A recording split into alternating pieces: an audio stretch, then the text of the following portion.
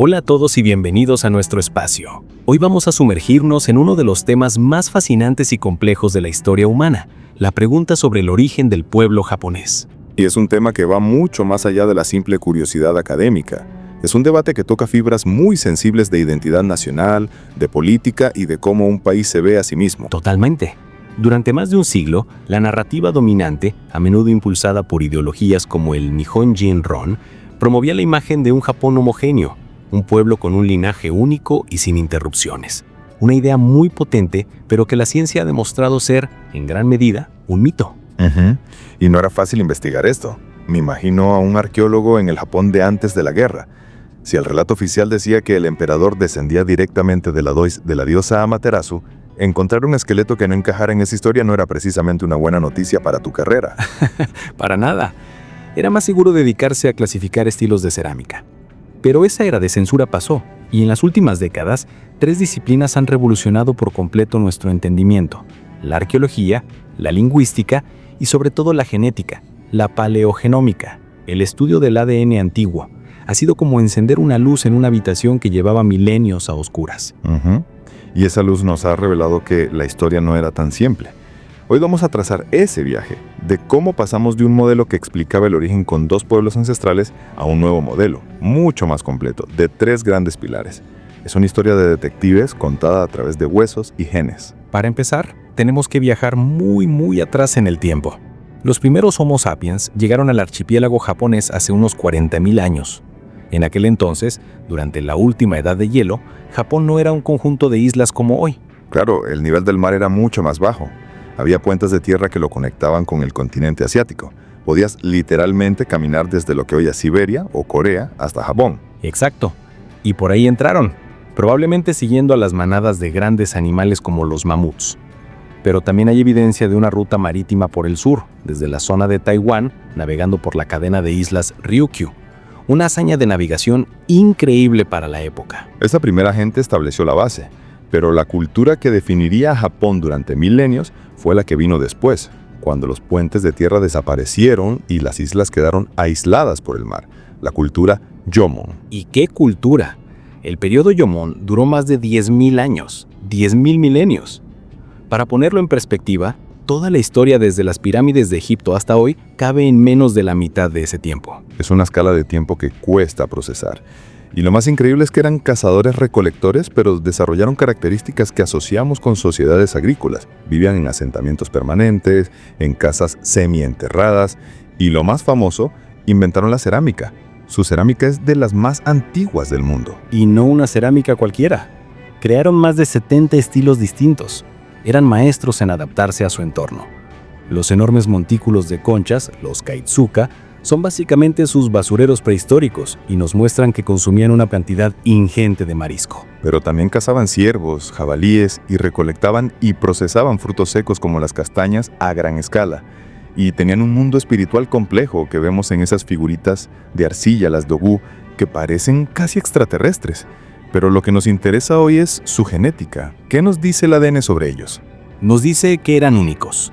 El largo aislamiento geográfico los convirtió en un linaje genéticamente distinto de cualquier otra población de Asia continental.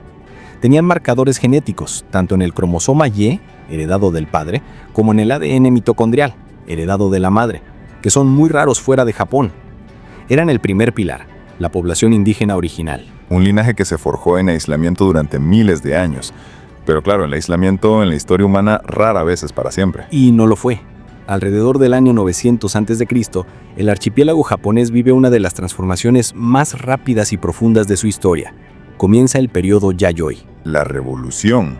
Llega un paquete tecnológico completo desde la península de Corea que lo cambia todo.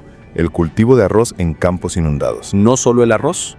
Llega la metalurgia, el conocimiento para trabajar el bronce y el hierro. El hierro para herramientas agrícolas y armas. Y el bronce para objetos rituales como campanas y espejos. Llega una nueva cerámica, un nuevo tipo de sociedad estratificada, y la población explota demográficamente. La pregunta era obvia para los investigadores. ¿De dónde salió todo esto? ¿Fueron los Jomon locales los que de repente aprendieron todo esto o es que llegó gente nueva? Y la evidencia física era abrumadora. Si comparas un esqueleto Jomon con uno Yayoi, las diferencias son enormes. Los Jomon eran más bajos, más robustos, con rasgos faciales marcados. Los Yayoi eran más altos, más graciles, con caras y cráneos que se parecían mucho más a los de la gente del continente. Era como comparar dos poblaciones distintas, porque probablemente lo eran. Exacto. Y de toda esta evidencia nació el modelo de estructura dual, propuesto formalmente por el antropólogo Kazuro Hanihara en 1991.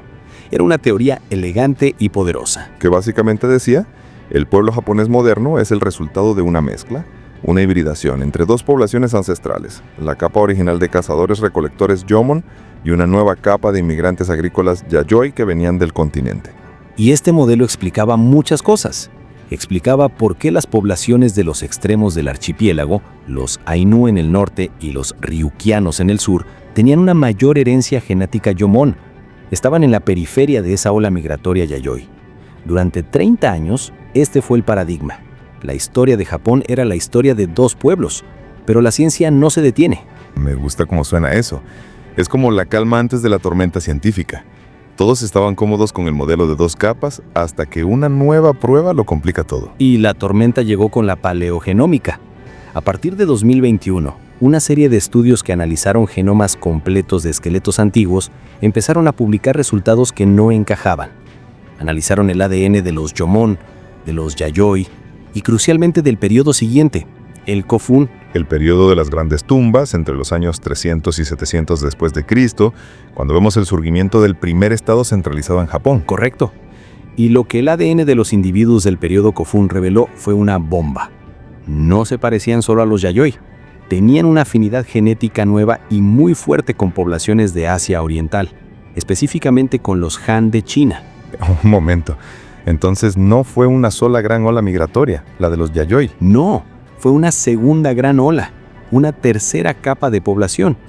Y esto dio origen al modelo tripartito, que es el consenso científico hoy en día. La población japonesa moderna desciende de 3 grupos ancestrales. A ver si lo entiendo. Primero, los cazadores-recolectores Jomon. Segundo, los agricultores Yayoi que venían del noreste asiático. Y tercero, una nueva migración masiva durante el periodo Kofun, teniendo esta vez una ascendencia más ligada al este asiático, como los Han. ¿Lo tienes?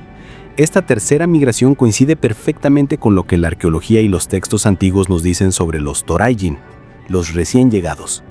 Eran inmigrantes del continente, principalmente de la península coreana, que era un crisol de culturas que trajeron tecnologías revolucionarias, nuevas técnicas de herrería, la cultura ecuestre, hornos de alta temperatura para cerámica, ingeniería para construir presas y, lo más importante, sistemas de escritura y administración. O sea que la formación del Estado japonés no fue solo un proceso interno de la sociedad Yayoi, fue impulsado, catalizado por la llegada de esta nueva y masiva ola de inmigrantes.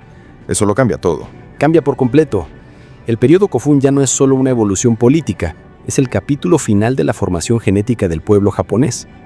Es en este periodo cuando el acervo genético se vuelve muy similar al de los japoneses modernos. Se estima que la herencia Jomon en la población mayoritaria de Japón es de un 10 a 15%, mientras que las dos grandes migraciones del continente, la Yayoi y la Kofun, constituyen más del 80%. Vale, la historia genética queda mucho más clara con este modelo de 3 capas, pero siempre me ha intrigado la lengua. El japonés suena tan único.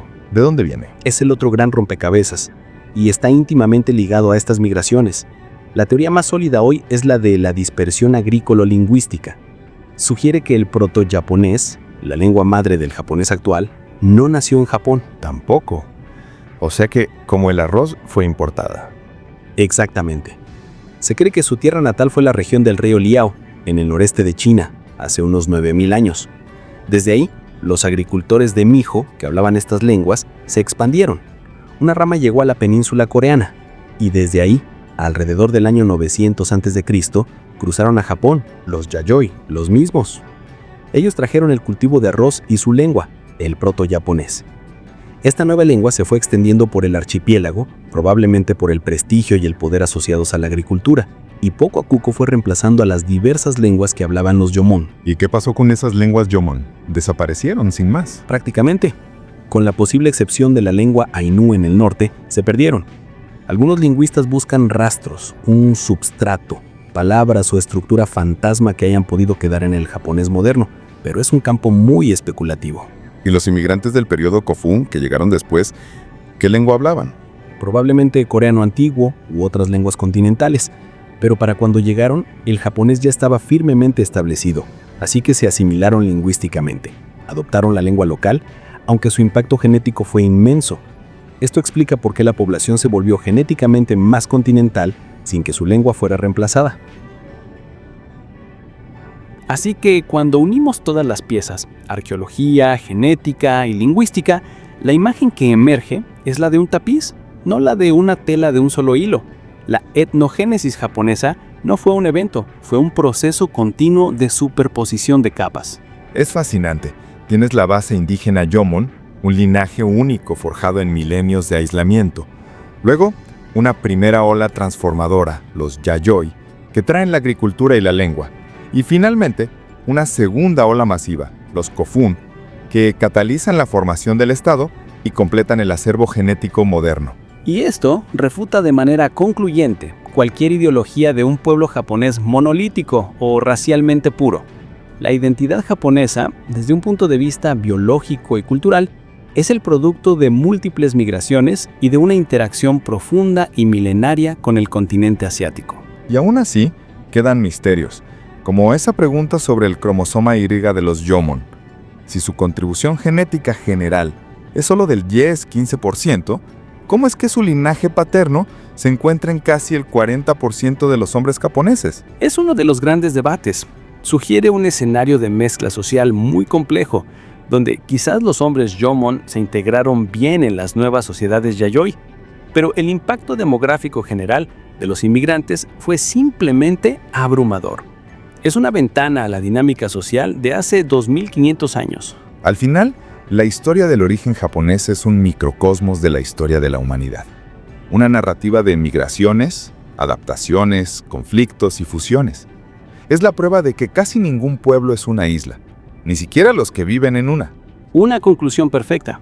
La ciencia, al desentrañar esta saga, no le quita misterio, sino que la enriquece, revelando una historia mucho más compleja y dinámica de lo que jamás imaginamos.